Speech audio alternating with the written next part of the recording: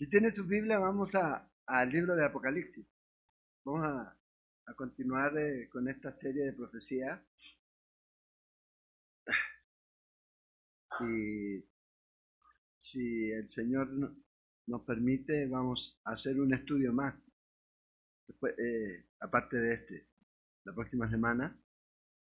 Y vamos a concluir esta serie, si Dios lo permite, la próxima semana. Aquí ahora vamos a hablar un poco acerca de la eternidad, del estado eterno y lo que va a venir. Y la semana pasada nosotros estuvimos hablando un poco acerca del milenio y acerca de que esos 1000 años son literales, en donde va el Señor a establecer su reino aquí, la tierra va a ser renovada, donde todos estos animales ponzoñosos y animales carnívoros y todo eso van a dejar de serlo, donde los niños van a poder jugar con el león y las ovejas van a poder estar ahí también con los tigres y todo eso. Eso es parte de lo que va a ocurrir y es lo que nosotros miramos ahí. Pero ese es la antesala a lo que viene. Miramos también que la nación de Israel va a ocupar ahí un lugar importante. Dentro de todas las profecías que hay para Israel, se van a cumplir muchas de ellas en ese tiempo, en el tiempo de el milenio. También las personas que entren vivos al milenio, esos son los que van a poblar la tierra, aquellos que han muerto en fe, aquellos que han venido a Jesús y han creído en Él, ellos son los que van a poblar la tierra. Y eso es lo que va a conllevar el hecho de que al final de ese tiempo se rebelan en contra de Dios. Aquellos que tienen su corazón, ¿verdad? Todavía su naturaleza pecaminosa. Su naturaleza pecaminosa. Todos nosotros la tenemos ahorita. Todos. Pero un día nosotros vamos a tener cuerpos glorificados, ya no vamos a tener este problema. Pero aquellos que entren vivos al milenio, de acuerdo a lo que dice Mateo 25, ellos van a tener todavía su naturaleza pecaminosa. Y todavía durante el milenio va a existir la muerte. ¿Ya? Y es parte de lo que nosotros estuvimos viendo. Pero es el antesala. Porque después del milenio viene el estado eterno. Pero para que este estado eterno se dé, tiene que haber limpieza de tres cosas que vamos a mirar hoy día. Una de ellas es Satanás, el juicio de Satanás, vamos a mirar aquí. También el juicio de los incrédulos. Y por último el juicio de la tierra. Aquí en Apocalipsis capítulo 20, vamos a estar mirando esta noche ahí el juicio, primero ahí en los versículos del 1 al 10 de Satanás, el juicio de Satanás. Satanás dijimos que es atado por 1000 años, ¿se acuerdan? En el milenio, ¿ya? Y ahí es donde comienza, fíjate en el versículo 1 del capítulo 20, vi a un ángel que descendía del cielo con la llave del abismo y una gran cadena en la mano. Probablemente este ángel perfectamente puede ser Miguel. Y dice que este ángel tiene las llaves del abismo, del pozo sin fondo. Un pozo en donde están estos demonios atados. Muchos de ellos, Apocalipsis 9, versículos 1 y 2, hablan de eso, de ese pozo que está ahí. También en el capítulo 17. Y nos dice aquí que Satanás es atado con una gran cadena. Pero la cadena más grande que lo ata es la autoridad divina. Ese es lo que lo ata el grande. ¿Ya? Es la autoridad que Dios tiene sobre él. El tiempo no va a ser por siempre, dice ahí en el versículo 2. Dice, y prendió al dragón, la serpiente antigua, que es el diablo y Satanás, y lo ató por 1000 años. Entonces, durante 1000 años, Satanás va a estar atado. No está atado ahora. No ha estado atado hasta que llegue este día en donde Dios lo va a atar por 1000 años. Este es el tiempo aquí. Y este personaje, Satanás, fíjate, se describe ahí como la serpiente antigua, el dragón, el destructor, el engañador, acusador, adversario. Ese es el nombre o los nombres que identifican a él. Es la manifestación en todo su potencial de la maldad. Él es ese personaje en el cual usted no lo puede describir con un solo nombre porque es muy malo y abarca todas las áreas. Bueno, este es el que va a ser atado por 1000 años. Ya dijimos que estos 1000 años son literales. En el capítulo 20, versículos del 1 al 7, menciona 6 veces de la palabra 1000 años. Entonces estamos hablando de algo que es literal. El problema para algunos es que tratan de espiritualizarlo, pero no es. Porque si espiritualizas eso, vas a tener que comenzar a espiritualizar todo lo demás. Todo lo demás. El mismo Satanás lo puedes espiritualizar y dejarlo como un ser que realmente no existe, como que representa algo. Pero no, todo ahí se ve claramente que está hablando de un tiempo, ¿ya? De un tiempo, de 1000 años, en donde Satanás va a ser atado. Pero no solo eso, sino que va a ser arrojado a este abismo y se va a quitar la influencia de Satanás sobre la tierra. O sea, ¿cuál es el propósito de encadenar a Satanás ahí en ese pozo del abismo? Ahí en donde está, es quitar su influencia.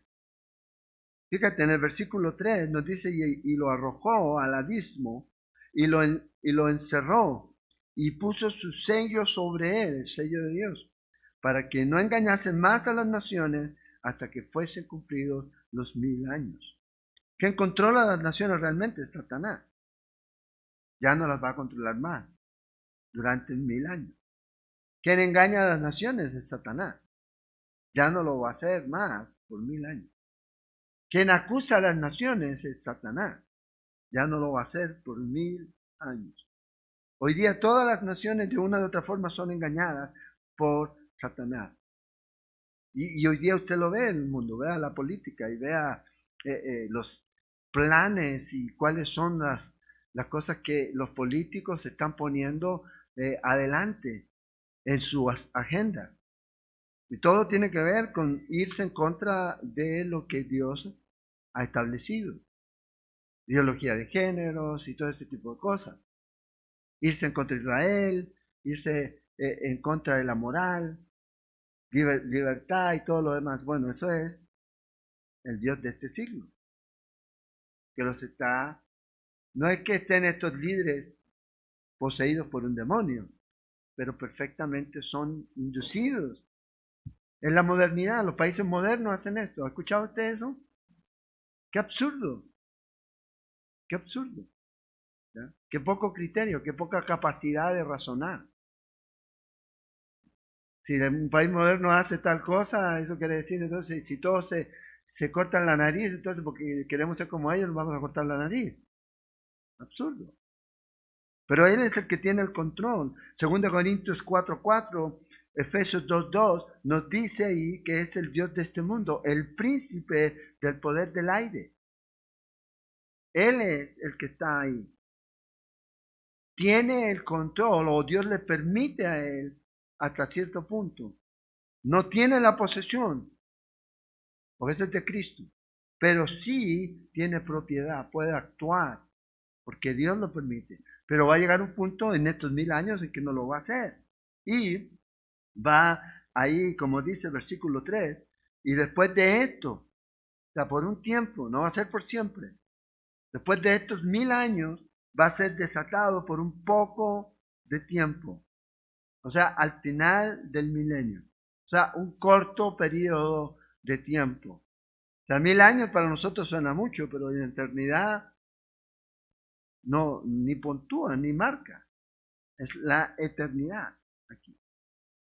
Cuando termine todo eso, cuando estos santos que han muerto durante la tribulación por su fe en el Señor van a vivir y van a reinar con Cristo al final de todo eso. Nos dice los versículos 4 al 6 que Él va a ser suelto ahí. Los que mueren durante ese tiempo de la tribulación en fe van a ser parte también de la primera resurrección. Es bendición que ellos tienen. Bienaventurados ellos porque tienen parte en la primera resurrección, dice Juan ahí en el capítulo 20.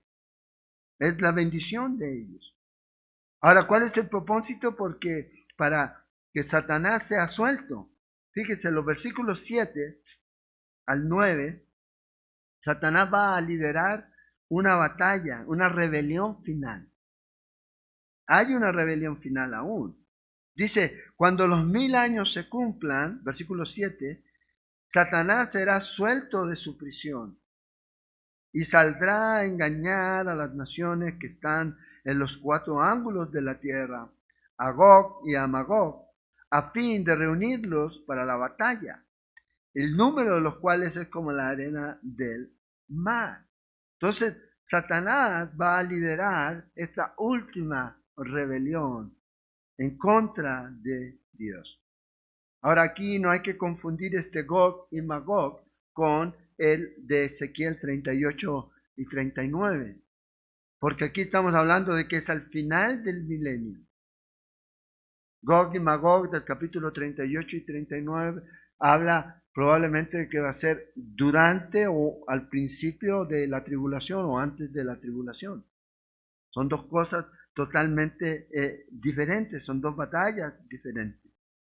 Y la idea de Gog y Magog tiene la connotación de rebelión, de odio hacia Dios. De odio hacia Dios. En el capítulo 38 y 39 es contra Jerusalén, contra Israel.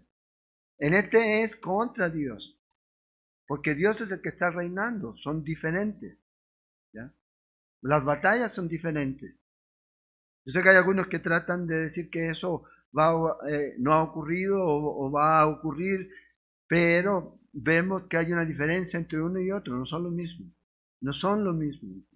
1000 años después va a ser esta guerra. Y fíjate, nos dice la cantidad de personas que y esto es lo más increíble, la cantidad de gente que va a seguir a Satanás. Y la gente dice, ay, si el diablo no estuviera, sería mucho mejor.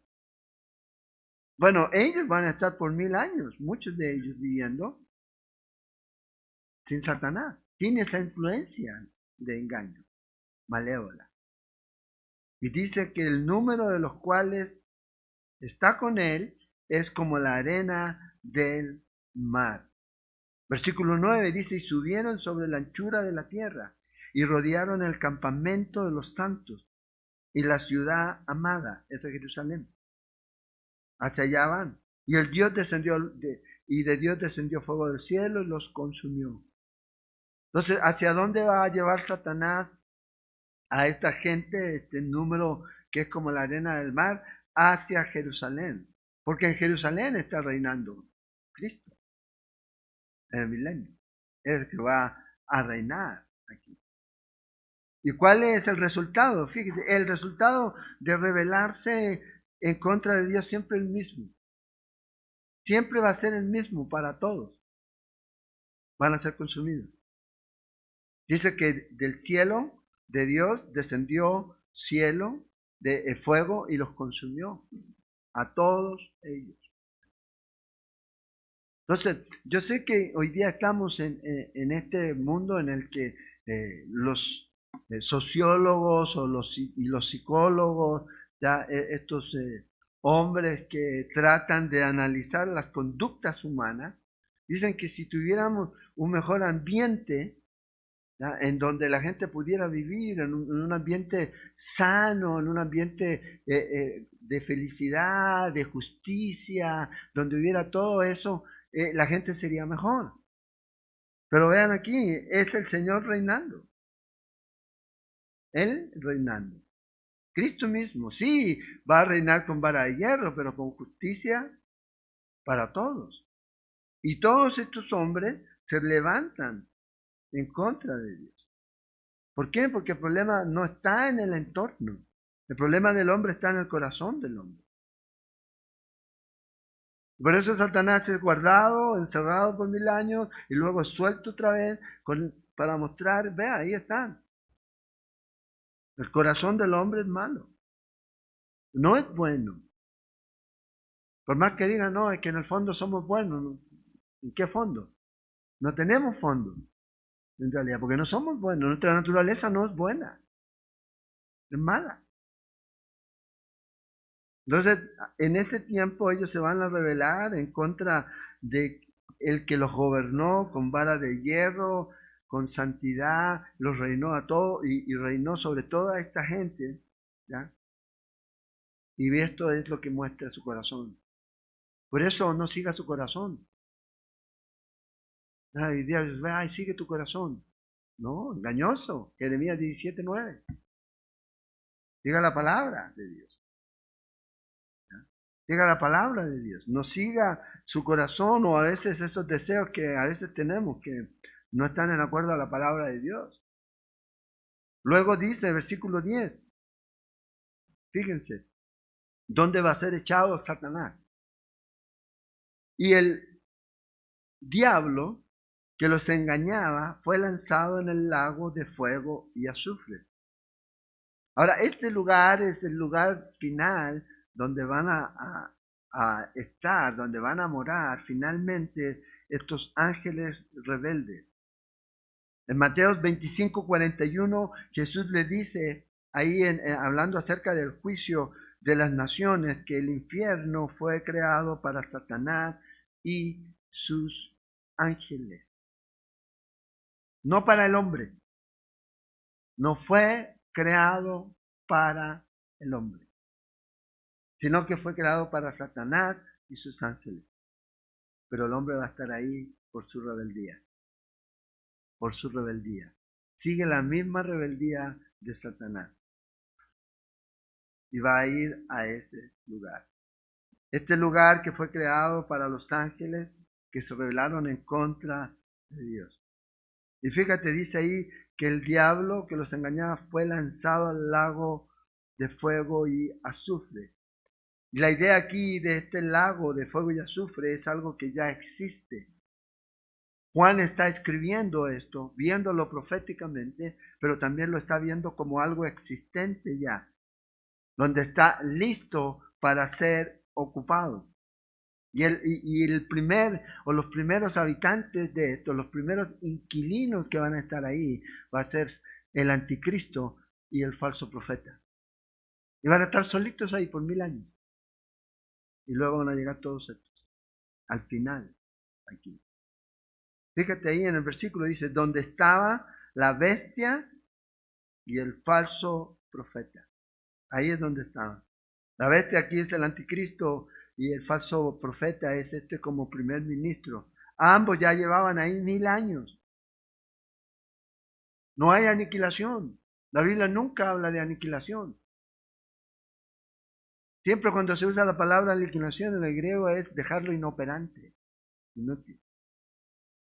Esa es la palabra. Quitarle el poder.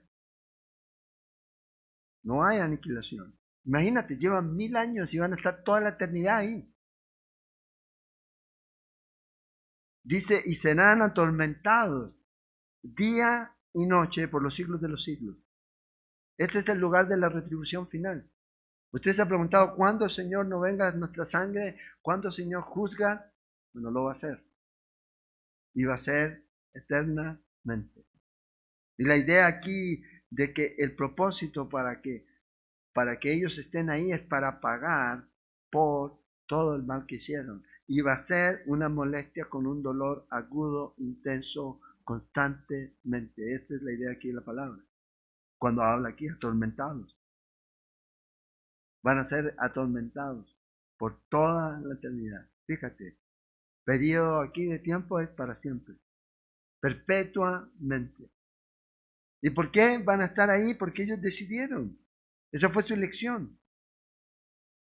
Se alejaron y tomaron su opción y van a estar separados eternamente de Dios.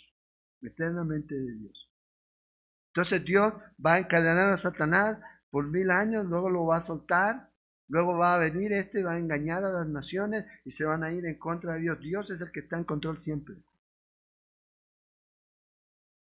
¿Para qué? Para traer juicio y para mostrar el corazón del hombre. Que la única solución y la única respuesta para el hombre es Cristo Jesús. Ahora, hoy día hay muchas personas que no creen en Dios. Y hablo del Dios de la Biblia. El problema con esta gente es que cuando ellos no creen en Dios, en el Dios de la Biblia, no creen en el diablo. No creen. O sea, no creen en el Dios de la Biblia, sigue a no creer en el diablo. Mucha gente no cree en el diablo. Eso no existe. Eso es mitología. Eso lo dicen en la iglesia o está ahí en ese libro, para meternos miedo. El necio dice en su corazón, no hay Dios. Cuando el necio dice en su corazón, no hay Dios, entonces lo que él está queriendo decir, no hay nadie que me pueda juzgar, después de esta vida no hay otra, y me muero y ya se acaba todo. No hay diablo, no hay nada, no hay infierno, no hay nada. Ese es el horror. Y van a terminar ahí, en este juicio. Hay muchas personas que no creen en el pecado, ni en la naturaleza pecaminosa. Pero vea usted cómo se están destruyendo sus vidas. Cómo las vidas de estas personas están encantadas con este ser y los destruye. Porque lo único que quiere lograr Satanás es destruir a la gente. Romanos 6:23 dice, la paga del pecado es muerte, más la dádiva de Dios es vida eterna en Cristo Jesús, Señor nuestro. Ese es el resultado. Por eso para Satanás es muy fácil engañar a la gente cuando la gente dice no creer en el diablo. Es muy fácil engañar. Son víctimas de sus estrategias, son víctimas de sus planes, de sus estratagemas. Por eso Pablo dice, no ignoramos sus acechanzas, ni sus estratagemas, ni sus métodos. Como cristianos debemos tenerlo en cuenta.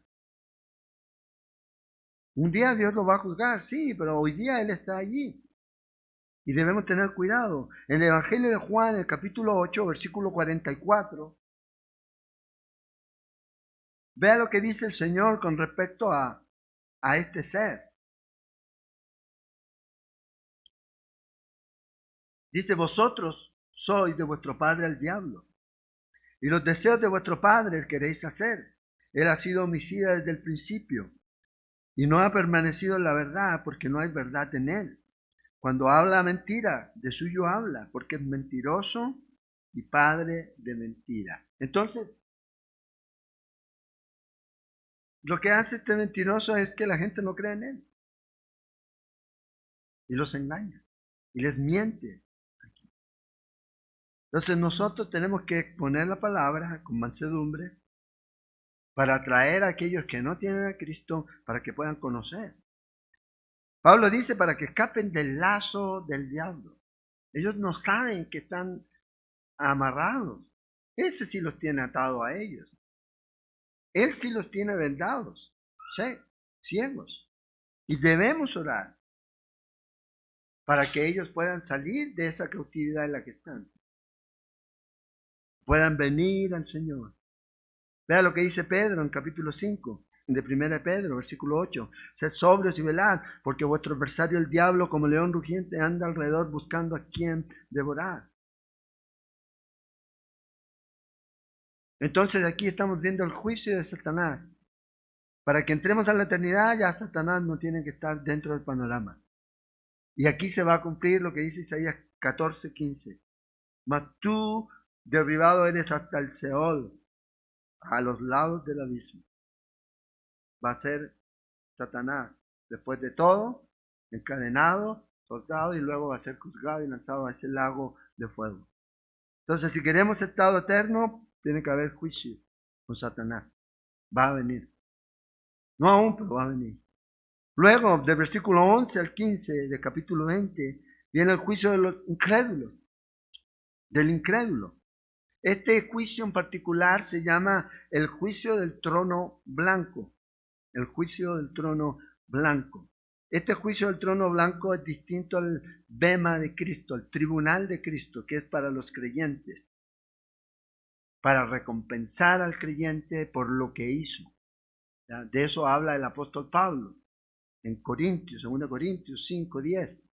En Romanos también habla acerca de este juicio, del tribunal de Cristo. Pero aquí está hablando de este juicio que es contra los incrédulos. Fíjense, en versículo 11, y vi un gran trono blanco. ¿Por eso se llama el juicio del trono? Blanco.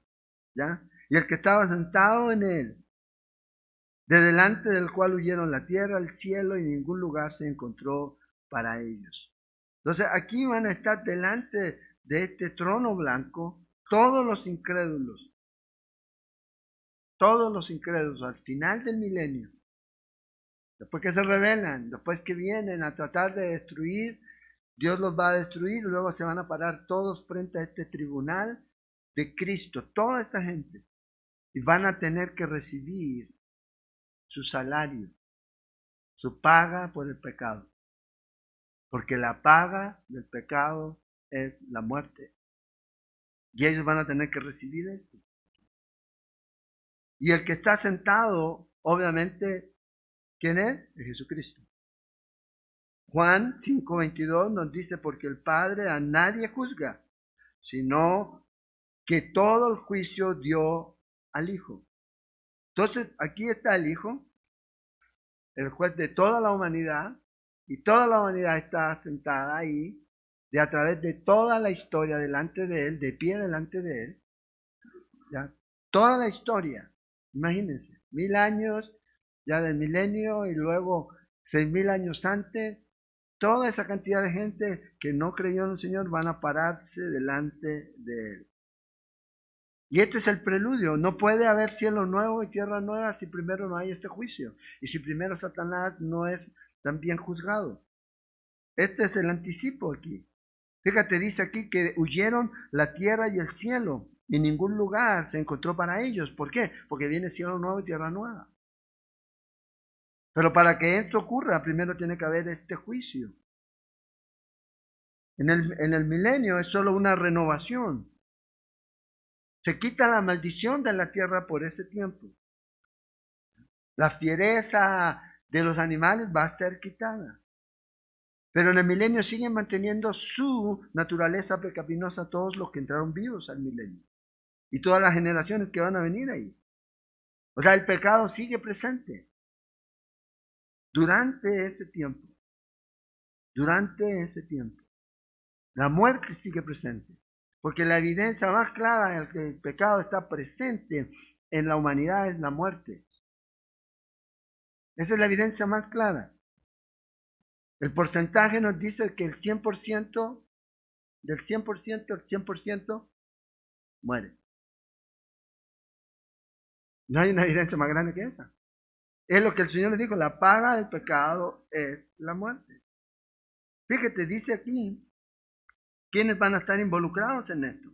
Versículos 12 y 13 dice, vi a los muertos grandes y pequeños, de pie ante Dios, y los libros fueron abiertos, y el otro libro fue abierto, el cual es el libro de la vida, y fueron juzgados los muertos por las cosas que estaban escritas en los libros, según sus obras. Entonces dice aquí, grandes y pequeños. No importa el estatus social, no importa lo que pueda ser poderoso económicamente, nadie escapará a este juicio. Esta es la referencia aquí. Dios no hace acepción de personas. Dios no respeta a la gente. No le dice, usted es rico, venga, pase. No, Él no hace acepción de personas. Y dice aquí que van a estar de pie ante Dios. La gente no cree esto hoy. La gente no cree que un día va a estar delante de Dios. Y a veces los mismos cristianos no creemos eso. No, eso no va a pasar. La gente dice, bueno, yo me muero y dejo de existir, que es lo más fácil. Es lo que más llama, dice, ok, ya se acabó todo, pero la Biblia dice totalmente lo contrario. Y vea lo que dice aquí, que hay un registro. Hay un registro permanente, constante de toda su vida. De toda su vida. Todo lo que el hombre sin Cristo hizo y murió sin Cristo está anotado o está registrado. Sí, Dios no necesita anotarlo, no lo sabe, pero aquí está, dice, fíjate, dice, y los libros fueron abiertos. Y otro libro fue abierto, el cual es el libro de la vida. Entonces, estos libros contienen todas sus obras, todos sus hechos, todos sus pecados. Nada se va a omitir, todo va a estar ahí. Y la idea de abrir es para que si alguien tiene algo que decir, reclamar de que lo que está escrito ahí no es verdad, es el momento. Nadie lo va a hacer, obviamente. El libro de la vida es para aquellos que son salvos. El que no está en ese libro va a estar de pie delante de Dios ese día. Para Dios no hay equivocación. Nadie de lo que esté ahí de pie delante de Dios en el juicio del trono blanco va a poder salir de ahí y pasarse al otro lado. Nadie. O sea, ya están ahí, ya están condenados. Pues no hay forma de salir una vez que estén ahí. La forma de salir es ahora. Es ahora. Pero ese día nadie, bueno, me la voy a jugar. No, nadie va a poder. Fíjate, dice aquí que y fueron juzgadas los muertos por las cosas que estaban escritas en los libros según sus obras. Usted debe hacerse responsable por lo que usted hace. Cada uno es responsable por lo que hace. Debemos dejar de culpar a los demás. Dios no va a juzgarte a ti por lo que otros te hicieron. Dios te va a juzgar a ti por lo que tú hiciste. Y si hay gente que no es cristiana, Dios lo va a juzgar por eso. A nosotros ya nos juzgó el Señor en la cruz. Cuando hemos creído en Cristo Jesús, Él pagó el precio por nosotros. Y debemos seguir ahora viviendo en esa libertad y dejar de echarle la culpa a los demás. Aquí dice que cada uno va a estar ahí en ese día. Y el mar, fíjate, nos identifica aquí los lugares que van a entregar los muertos. El mar entregó sus muertos que habían en él, y la muerte y el Hades entregaron los muertos que habían en ellos, y fueron juzgados cada uno según sus obras. El último enemigo que va a ser destruido es la muerte, dice 1 Corintios 15:26. Mientras haya muerte, eso quiere decir que hay pecado. Cuando ya no hay más muerte, ya no hay pecado. Y eso va a ser destruido. El Hades, la palabra aquí griega se refiere al mundo temporal, a lo invisible, a donde están los difuntos. 11 veces aparece en el Nuevo Testamento. De las 11 veces, 10 veces son mencionadas o es mencionada por Jesús. Por eso Jesús habló más del infierno que del cielo. Y él enseñó acerca de lo que iba a ocurrir. Hay una vez, y la que queda se traduce tumba en 1 Corintios 15:55. La palabra Hades. Dice que entregó todo aquí. En el Antiguo Testamento el equivalente a la palabra Hades es Seol. Generalmente usted lo lee en los libros de los Salmos. Y que habla de ese mundo temporal de los muertos. Que habla de ese lugar donde están las almas, ¿ya? Los espíritus de los difuntos. En el Antiguo Testamento eran justos y malos. Iban todos al mismo lugar. Todos llegaban ahí.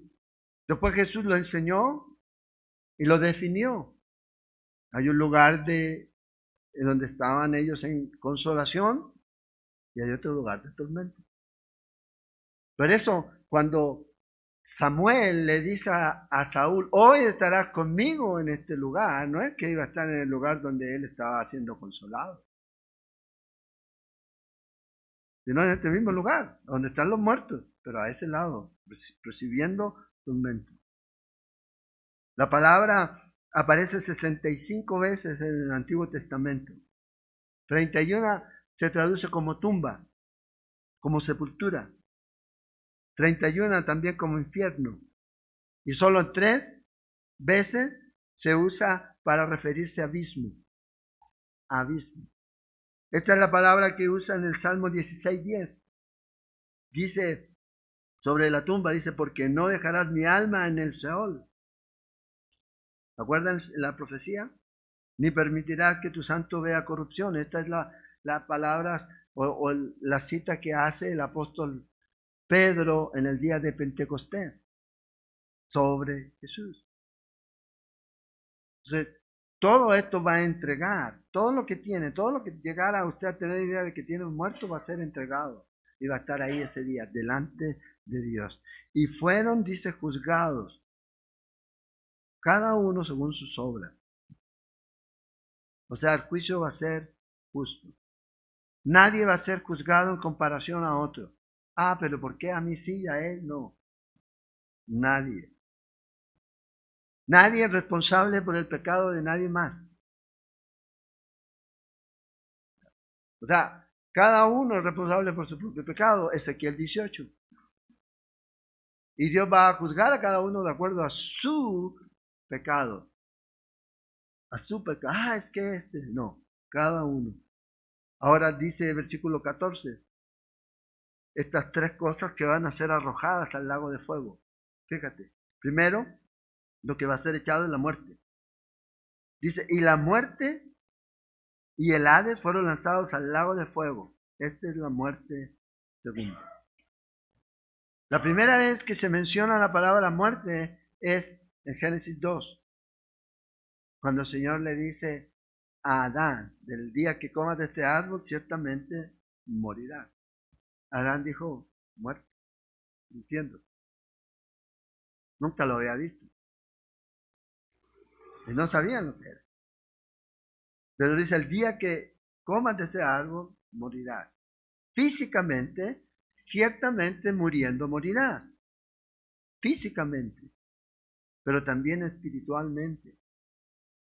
Y la muerte espiritual es algo que ocurrió instantáneamente en el momento en que Adán y Eva pecaron. Se rompió esa comunión y esa relación con Dios y ellos comenzaron a esconderse de Dios.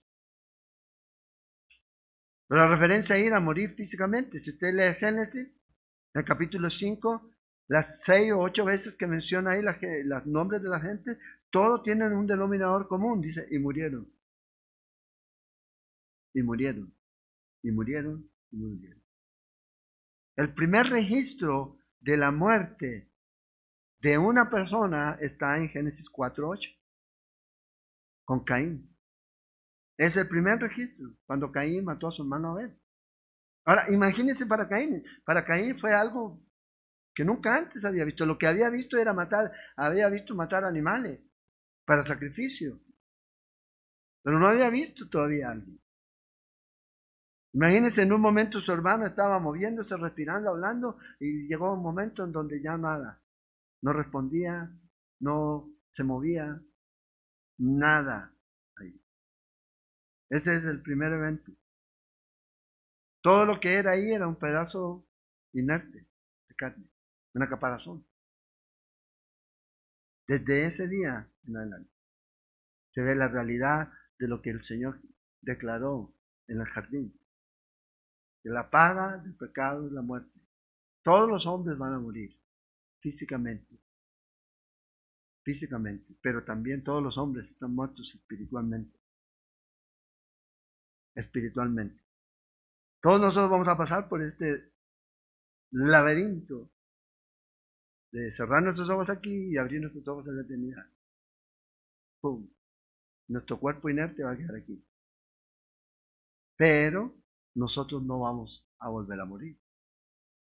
Nunca más. Pero estos van a morir por segunda vez.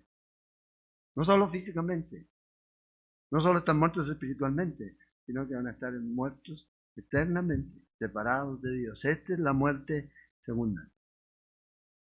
Nos dice aquí que el Hades es lanzado al lago de fuego, ¿ya? Al lago de fuego, al Gehenna.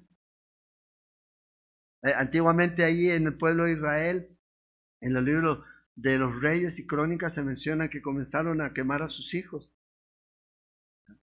en el valle de Tofet, que quemaban sus hijos a Moloch. Y el rey Josías trae una reforma y manda a destruir eso, y desde ese tiempo se creó en ese lugar un basural, un quema de basura constante, todo el tiempo. A él la referencia ahí. Gehenna o lago de fuego es el mismo lugar, son sinónimos. Son sinónimos. Pero era una idea para que ellos tuvieran de ese fuego que estaba constantemente encendido. Normalmente a los que morían en la calle, a los NN, los que nadie los reclamaba, los tiraban ahí para que fueran quemados en ese lugar. Y ardía constantemente, constantemente. Y el Señor dice que todo esto va a ser entregado. ¿Quién más habló del Gehenna? Jesús. De las 12 veces que se menciona el Gehenna, la otra es el Hades, este es el Gehenna. De las 12 veces, 11 veces Jesús habló de ello. Otra vez Jesús habló mucho del infierno, de las realidades, de las realidades. Este es la muerte segunda, dice aquí Juan, en el versículo 14. Fíjate, aquí dice, esta muerte está identificada y calificada. Muerte segunda. La muerte segunda es el resultado de la segunda resurrección. Si usted tiene parte en la primera resurrección, usted no va a tener parte en la muerte segunda. Y la segunda resurrección tiene que ver al final del milenio. Se van a levantar todos estos que no creyeron y van a estar delante de Dios para este juicio. Para este juicio. La primera resurrección comenzó con todos los que comenzaron a creer en el Señor. Han creído en Él, se han permanecido. Son parte de eso. Usted muere y usted va a la presencia de Dios. 1 Corintios 15, versículos 20 al 23, nos dice que Cristo es primero que todos. Ese es el orden. Cristo primero y luego todos los demás. Por eso dice en el versículo 6 del capítulo 20 de Apocalipsis que hay una bendición. Bienaventurado y santo el que tiene parte en la primera resurrección.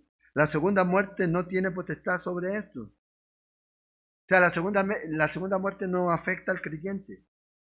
La segunda muerte es la muerte espiritual, la muerte eterna, la separación eterna y constante del hombre de Dios. Por toda la eternidad, no hay más conciencia de Dios. Luego dice aquí el versículo 15 de Apocalipsis, y el que no se halló inscrito en el libro de la vida fue lanzado al lago de fuego. Y aquí está la confirmación. Separación eterna. Si su nombre no está en ese libro, va a ser lanzado al lago de fuego y azufre. Y la referencia aquí, el que no. Y aquí la referencia es a todos ellos que han rechazado el Evangelio. Y el que no es referencia a todos aquellos que se han negado a arrepentirse de su pecado.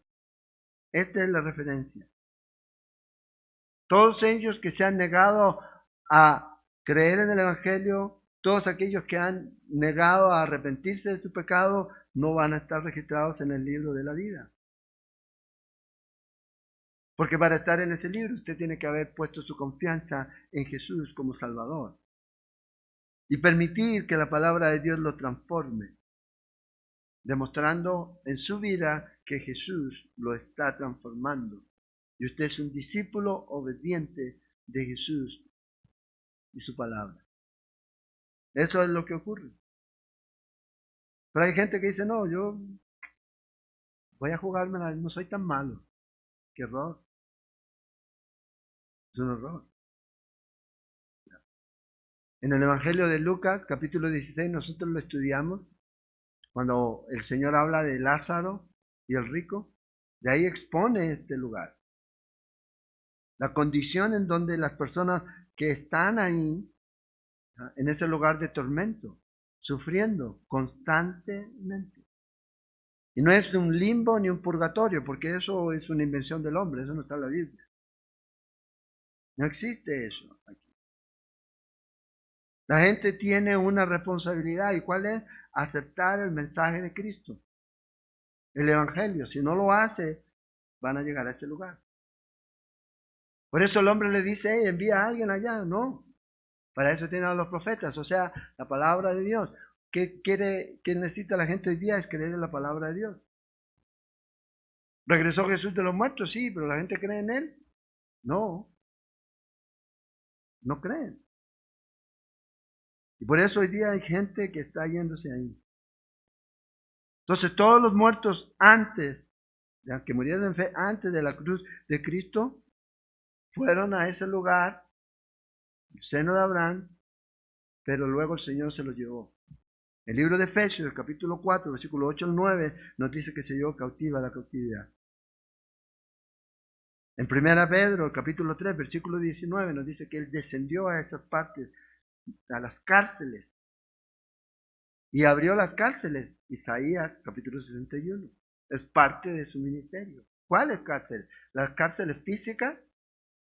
Esa cárcel donde estaban ellos, donde estaban ahí, no podían ir al cielo. El Señor se los llevó. Son llevados por el Señor. Entonces, nosotros nunca nos encontramos desnudos. O estamos en este cuerpo o estamos en el cuerpo que Dios tiene para cada uno de nosotros. ¿Dónde se dirige el creyente? Al paraíso.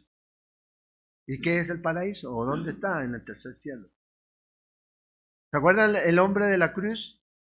El ladrón, el Señor le dice, acuérdate cuando vengas en tu reino, el Señor dice, hoy estarás conmigo en el paraíso. Lucas 23, 43. Pero luego nosotros vemos que el apóstol Pablo dice que el paraíso, ¿dónde está? En 2 Corintios, capítulo 12, versículos 2 al 4, en el cielo. Tercer cielo. El paraíso de Dios ya lo usa como sinónimo. Como sinónimo. Entonces, los creyentes ahora van a ese lugar. Pero la muerte sigue viniendo, y sigue viniendo, y sigue viniendo. Y la gente necesita venir y recibir al Señor. Ahora, ¿qué pasa con los que mueren sin Cristo? A ese lugar van. De tormento, ahí están ahora. ¿Se acuerdan los hijos de Coré? Dios se abrió, se destrabó la tierra. Se unieron vivos al Seol, al Hades. Y van a estar ahí hasta que se cumplan los 1000 años. O sea, imagínate la gente que puede llevar miles de años ahí. Hasta que se cumpla el milenio. Y ahí recién van a salir por un tiempo para ser lanzados al lago de fuego y de azufre. En Mateo capítulo 5, versículo 22, dice que el lago de fuego, el Gehenna, es un lugar de fuego literal. Por eso dice, cuidado, puedes quedar expuesto al infierno de fuego cuando hablas de tu hermano y lo llamas fatuo o tonto. Todo el cuerpo puede terminar en el Gehenna. Todo el cuerpo. Mateo 5, 29. Por eso dice, mejor que entres, dice, ¿ya? Al cielo sin un ojo, que te vayas con todo tu cuerpo, te has echado al infierno. La palabra ahí es Gehenna. El cuerpo y el alma van a terminar ahí. Mateo 10, 28. Todo va a terminar ahí. Todo lo que somos. Todo va a estar ahí. Por eso es mejor perder una mano o un pie. Es lo que el Señor les dice. ¿Y quién los puede mandar ahí? A veces uno dice, ándate al infierno. No, el único que los puede mandar ahí es Cristo Jesús. Él tiene poder. Lucas 12, 5. Nadie más, nadie menos. Y ese es el lugar donde van a estar siendo atormentados por siempre y siempre y siempre. Apocalipsis 14, versículos 10 y 11. Beberán del vino, vea, de la ira de Dios. Ay, Dios no se ira, vea, ahí dice, la ira de Dios. La ira justa y santa de Dios. Van a beber eso y han sido vaciados puro en el cáliz de su ira y serán atormentados con fuego y azufre. Está hablando del infierno, delante de los santos ángeles y el Cordero de Dios. y el humo de su tormento sube por los siglos de los siglos, todo el tiempo. No tiene reposo de día ni de noche. Y dice, si usted adora a la bestia y a su imagen, ni nadie que reciba la marca de su nombre. Estos son los que no reciben reposo, si lo reciben, marca y adoran a la bestia. Y esto va a ser el tormento eterno en la presencia de los santos ángeles de Dios y del Cordero. Hebreos 9:27, el Señor dice, está establecido para los hombres que mueran una sola vez y después del juicio. Entonces, el juicio del incrédulo tiene que tener lugar antes de que comencemos el estado eterno.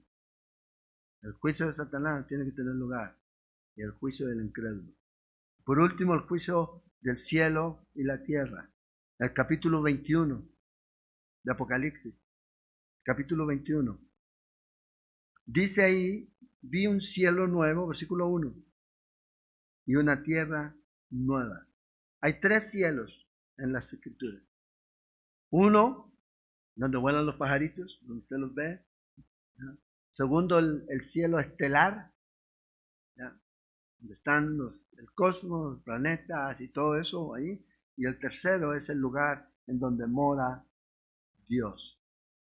Fíjate, aquí nos dice que vio un cielo nuevo.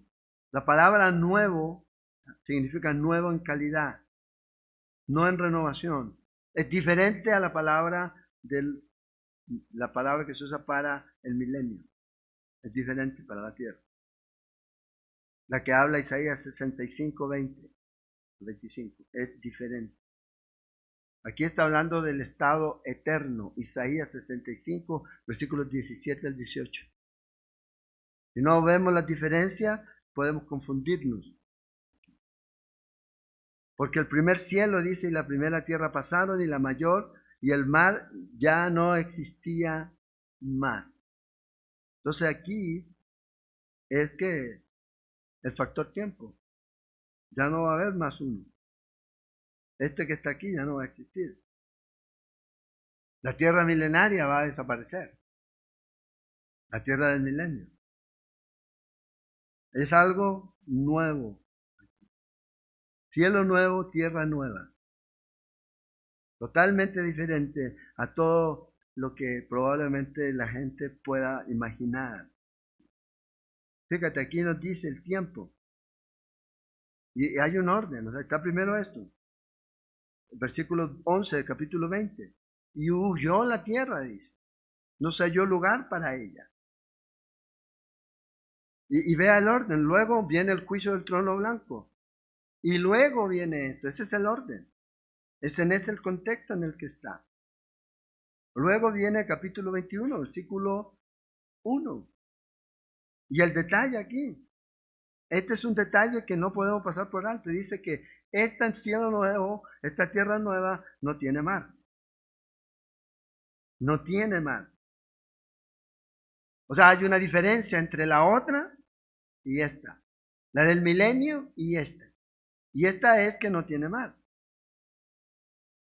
En el milenio va a haber pesca. Dice que el mar muerto se va a sanar y va a dar muchos peces. Dice Zacarías 14:8. Y también nos dice Ezequiel 47:10.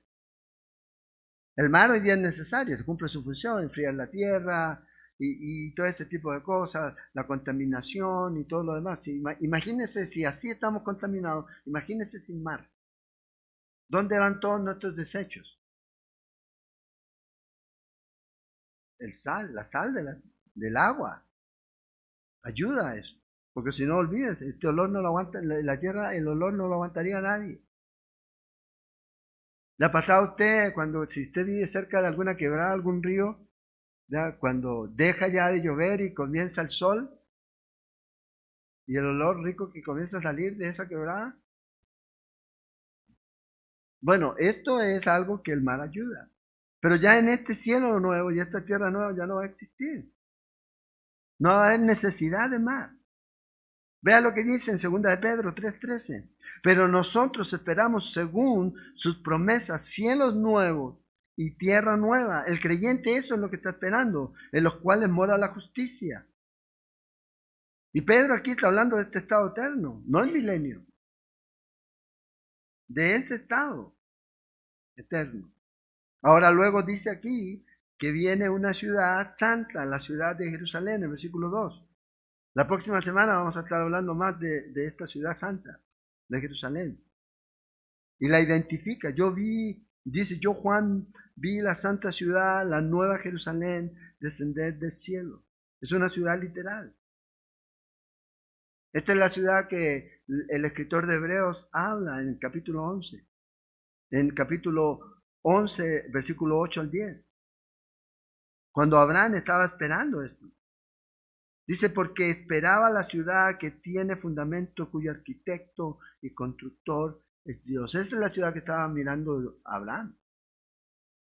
Esta ciudad que estaba hablando aquí Juan. En el versículo 13 del capítulo 13 de Hebreos.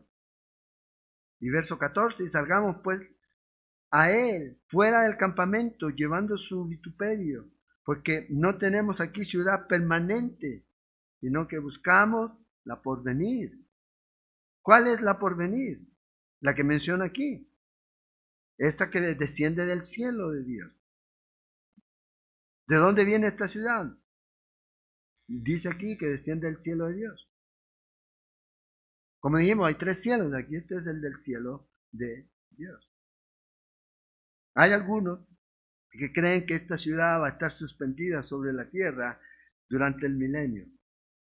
Que va a ser la morada de Cristo y su iglesia y que se van a mover. Si vienen, me voy a dar una vuelta, salen y van a estar aquí. Imposible. Es posible, pero a lo mejor tiene otra connotación mucho más profunda. Versículo 2 dice después, dice dispuesta como una esposa ataviada para su marido. Fíjate la declaración que hace. ¿Cuál es el propósito de esta ciudad por la cual está aquí? Por ejemplo, cuando usted lee de Babilonia, ¿qué piensa de Babilonia? Babilonia es un sistema. Babilonia es gente, Babilonia es ciudad. Es lo que representa. Bueno, esta ciudad nueva es la morada de la iglesia. Es lo que dice aquí. Porque está ataviada para su marido. ¿Qué es la ciudad? No, la gente que vive ahí. Su novia, nosotros. Y la idea aquí de esta novia que está esperando. Esperando por su novio. Ahora, vea cuál va a ser la relación de el hombre con Dios durante el estado eterno. Versículos 3 y 4. La nueva Jerusalén vamos a hablar la próxima semana, mucho más. Dice una voz del cielo que decía aquí el tabernáculo de Dios con los hombres. Fíjate, el tabernáculo de Dios con los hombres. Y Él morará con ellos, y ellos serán su pueblo. Y Dios mismo estará con ellos como su Dios. Literalmente, Dios vivirá entre su pueblo, como antes de la caída. ¿Se acuerdan? Dice que Dios hablaba con Adán. Desde antes de la caída. Antes de la caída era esa relación. No había pecado. Pero en el milenio no iba a poder ser así, porque en el milenio todavía hay pecado. Todavía hay pecado. Pero aquí el asunto es diferente. La palabra tabernáculo es la misma palabra que se usa en Juan 1:14 en referencia a Cristo Jesús. Dice que tomó cuerpo. Es la misma palabra. Habla de su encarnación. Y la idea aquí de pueblos es plural. ¿Y qué indica? Indica judíos y gentiles. Esa es la idea. O sea, entre su iglesia.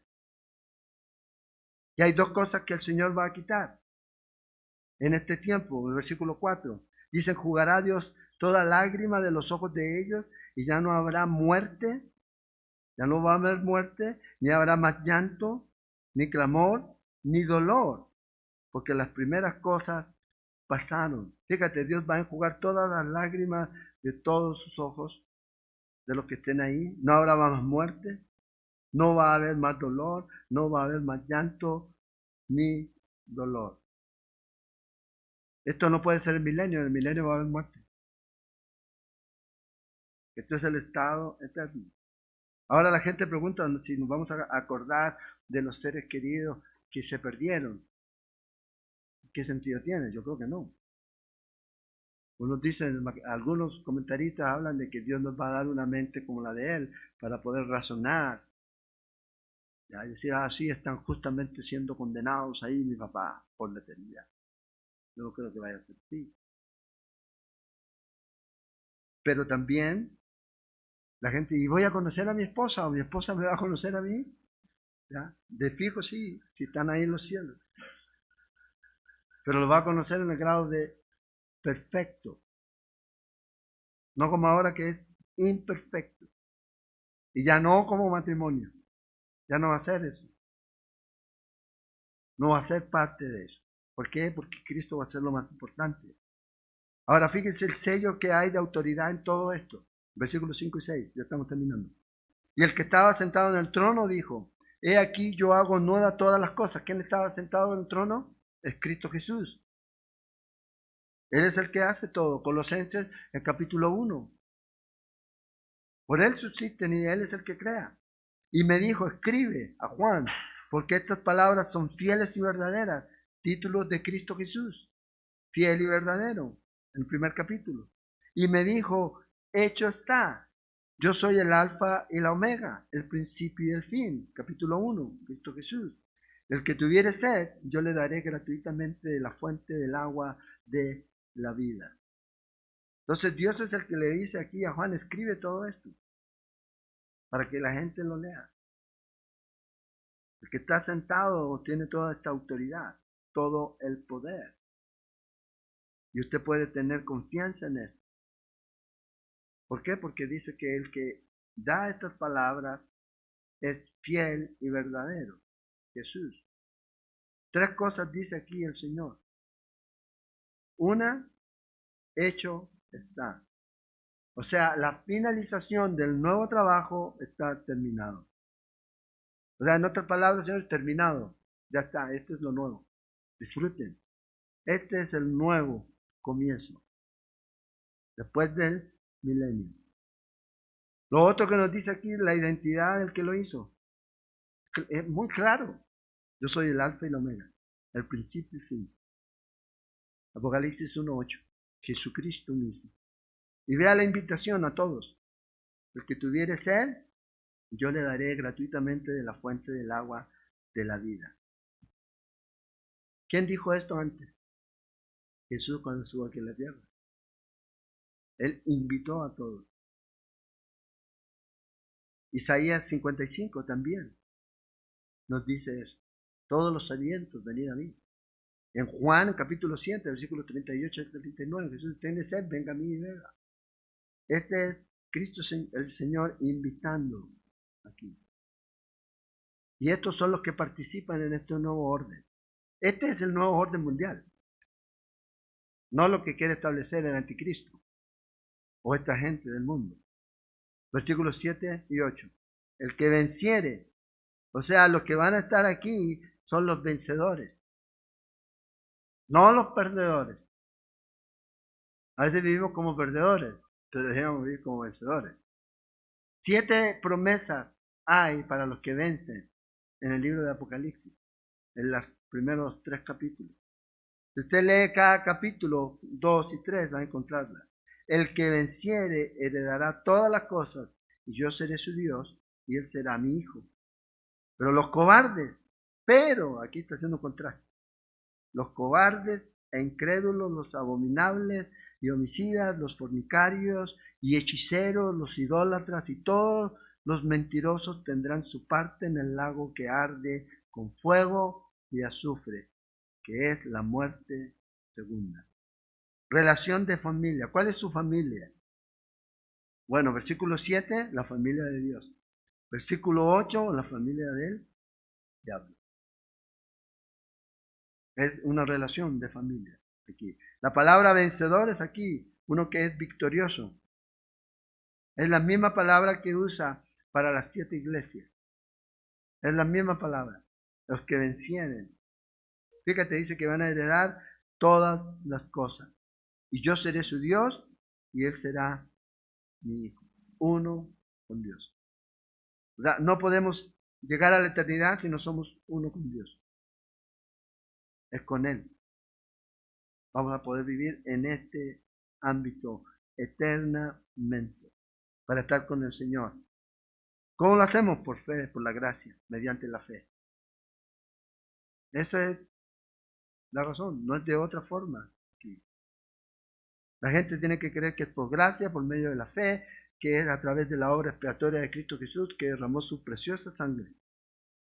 Esa es la forma. Y nos hace parte de esta familia. Una familia donde hay amor, donde hay honestidad, obediencia, fidelidad. Ese es. Y los otros son los peros, ¿ya? La familia de Satanás, cobardes, incrédulos, abominables, homicidas, fornicarios, los que no son salvos. Y esta declaración es tremenda, dice, tendrán su parte al final, en el lago que arde con fuego y azufre. O sea, una separación eterna, final, que es la muerte segunda. Entonces, hay tantas diferencias que nosotros vemos entre el milenio y la edad eterna, y nosotros tenemos esta seguridad y esta confianza, que Cristo Jesús es el que ya lo ha hecho todo. ¿Qué tengo que hacer yo? Es confiar en Él. Todo nuevo, dice aquí, en calidad, no es que está renovando. El milenio es renovación. Si lo nuevo es calidad, algo totalmente diferente. Totalmente diferente. Y ahí vamos a estar con el Señor por siempre, y siempre, y siempre. Entonces, para que haya eternidad, pasemos a la eternidad, tiene que estar el juicio de Satanás, de los incrédulos, y de este cielo y de esta tierra, limpiados por fuego, como dice el apóstol Pedro. Y luego, la eternidad. Y después de la eternidad, no sé. Seguir eterno y eterno y eternamente con el Señor. No sé si eso a usted le apasiona, le motiva, o sencillamente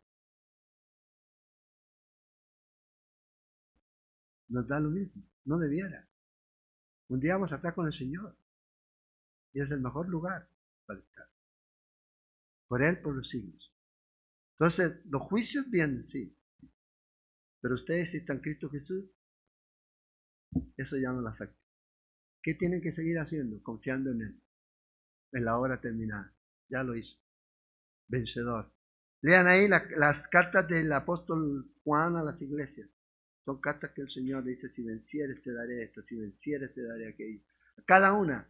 Casi al final de cada una de las cartas que están del capítulo 2 y 3 de Apocalipsis, a cada una de ellos les dice, a pesar de sus fracasos como iglesia, Dios les dice, si vencieres, te daré esto, te daré esto, te daré esto. Entonces, a nosotros también nos dice lo mismo. Y con Él somos más que vencedores, ¿sí o no? Sí, en Él está. Primera de Juan 1:12. Primera Juan 5:4 nos dice que somos vencedores. Por nuevo nacimiento, por su fe en Él y la sangre que Cristo Jesús derramó y nos limpió de todos nuestros pecados. Y Pedro dice, espere ese lugar. ¿Cuál es el lugar que usted está esperando? Yo estoy esperando esos cielos nuevos y esa tierra nueva, donde mora la justicia, con el Señor, porque aquí nunca va a haber eso. Al menos aquí. Cuando venga Cristo usted lo va a ver y va a estar ahí. Pero ya sin presencia del pecado, solo allá, en la eternidad. Por siempre con el Señor. La próxima semana vamos a terminar con esta serie y vamos a hablar de la nueva Jerusalén, un poquito, para contestar y responder de pronto algunas dudas, ¿ya?, que hay con respecto a eso. Oremos, Señor. Damos muchas gracias por tu amor. Gracias te damos por tu palabra, por la promesa que tú nos das, Señor, de que realmente vienen tiempos mejores para los que creemos en ti, pero no están aquí, sino allá contigo. Ayúdanos, Señor, a mantenernos firmes, aferrados a ti, viviendo para ti, Señor. Y que el tiempo que nos quede de vivir acá, Señor, realmente podamos ser útiles en tus manos, Señor. Glorifícate tú, Señor, en nuestra vida. Oramos, Señor, que nos cuides, que nos guardes, que nos lleves con bien a nuestros hogares, que sanes a los enfermos, provea trabajo al que no tiene, Señor. Oramos, Señor, por consuelo para los tristes, Señor, por fortaleza para los débiles, por firmeza para los inestables, Señor. Lo pedimos, Señor, y oramos. Tu Espíritu Santo, Señor, nos dé y nos llene, Señor, y nos dé lo que necesita en nuestra vida, Señor, en este momento. Gracias una vez más, Señor, oramos. En nombre de Jesús.